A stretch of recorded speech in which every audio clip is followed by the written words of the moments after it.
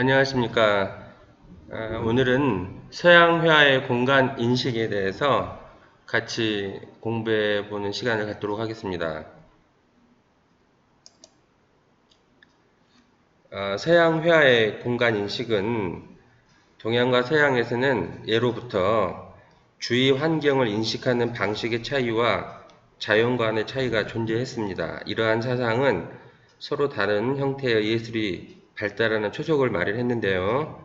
서양에서는 인간 중심적 사고에 따라 자연에 대해 대립적인 태도를 보입니다.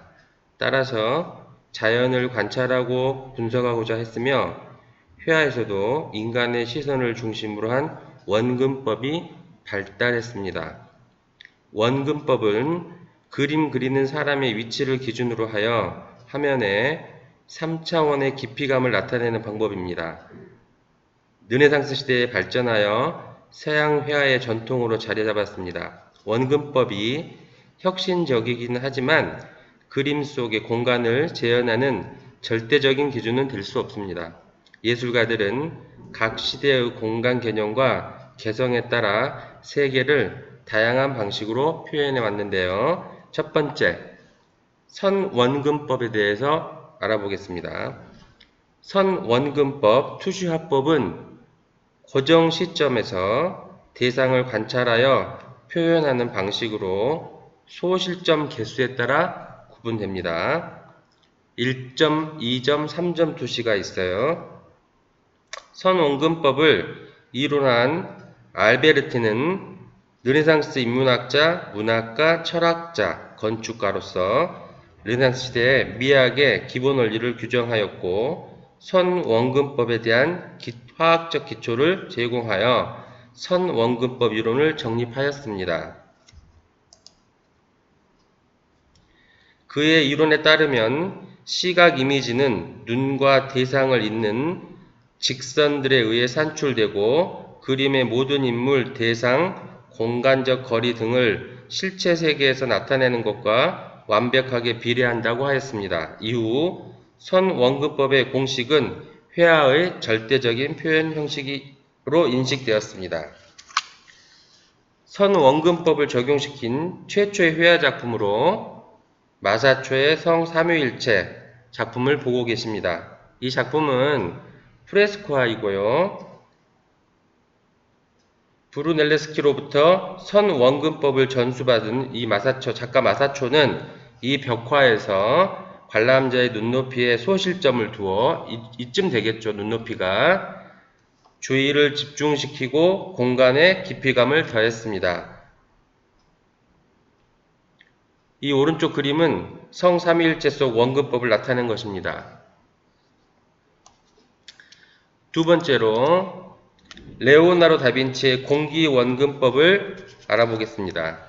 이거 공기원근법은 다른 말로 색채원근법이라고도 하고 뒤에 나오겠지만 스푸마토 기법이라고도 합니다. 르네상스를 대표하는 천재인 레오나르도 다빈치는 미술, 과학, 사상, 의학, 음악, 수학 등 다방면에서 뛰어난 연구 성과를 남겼습니다. 특히 그는 39가 넘는 시체를 해부하면서 얻은 인체에 대한 정확한 이해를 바탕으로 인물화를 제작했는데요. 이는 르네상스 시대 원근법 등장과 함께 인물화를 중심으로 했던 회화에서 재현을 완성하는 데 중요한 역할을 했답니다. 또한 그는 마사초의 그림에서 나타나는 부자연스러운 효과, 즉 선원근법의 결함을 깨닫고 시각의 자연적 조건에 보다 부합하는 공기원근법, 즉 색채원근법을 개발하여 사용했습니다. 다빈치는 자신이 발명한 공기원근법을 특히 이탈리아 말로 스푸마토라고 불렀습니다. 그는 자연을 실제로 관찰할 경우 대상이 멀어질수록 그 색채가 희미해지고 푸른 빛을 띠게 된다는 사실을 발견하였으며 거리가 멀어지면 색채의 선명도가 떨어지고 푸른빛이 더 강해진다는 결론을 도출해냈습니다. 이런 공기, 색채 원근법과 선 원근법이 작품 속에 구현되면서 르네상스 시대 재현의 역사가 완성되었습니다. 이 작품은 레오나르도 다빈치의 성안나와 성모자, 나무판에 유체물감, 유화물감을 사용하여 제작한 작품입니다. 선원근법의 도입 이후 공기, 색채원근법이 더해지면서 2차원 평면에 구현된 3차원을 더욱 자연스러워짐을 느낄 수 있습니다. 저기 작품을 자세히 들여다보면 전면에 있는 인물과 후면에 있는 배경 사이에 멀리 보이는 산이 보일 거예요. 이 산이 바로 스푸마토 기법, 공기원근법, 색채원근법이라고 부르는 기법을 활용해서 제작한 작품이 되겠습니다. 이 인물과 중간에 있는 나무와 저 멀리 있는 산 모습이 교묘하게 절묘하게 어우러져서 깊이 있는 공간감, 거리감을 느끼게 해줍니다. 자, 다음 그림은 모네의 작품인데요. 19세기, 모네는 19세기 후반 프랑스 인상주의를 대표하는 화가입니다. 노르망디 출신으로 본격적으로 풍경화에 전념한 후 컨스터블과 터너 등이 완성한 영국 풍경화의 감명을 받아 변화하는 대기의 느낌을 자유분방한 터치로 그리기 시작하였습니다. 1870년대 파리 근교 센강 유역에 살면서 강변의 풍경과 가족의 일상을 그리며 자신만의 양식을 완성했습니다. 그는 형태를 중시하던 관습에서 벗어나 눈에 비친 신선한 빛을 포착하기 위해서 캔버스를 야외로 들고 나가 그림을 그렸으며 1874년 제1회 낙선자 전람회에 출품한 인상, 해돋이는 비평가로부터 조롱을 받아 인상주의라는 이름이 붙여지는 계기가 되었습니다.